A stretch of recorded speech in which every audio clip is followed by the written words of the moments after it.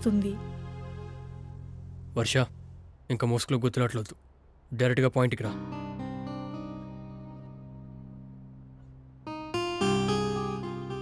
డైరెక్ట్గా చెప్పడానికి నాకేం ప్రాబ్లం లేదు. నీ గురించి ఆలోచిస్తున్నా.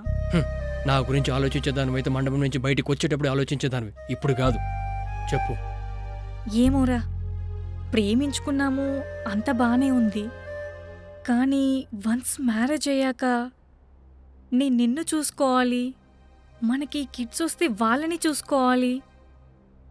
ఇదంతా నాకు ఏం ప్రాబ్లం కాదు. మీ మదర్ని చూసుకోవాలంటేనే కొంచెం ఇబ్బందిగా ఉంది. అంటే నీకు బాగా తెలుసు, మా ఫ్యామిలీ హైదరాబాద్లో ఉంటే కూడా నేను హాస్టల్ పీజీలోనే ఉండేదాన్ని. ఎందుకంటే నాకు ఇండిపెండెంట్గా ఉండడమే ఇష్టము. ఎందుకో నాకు బాగా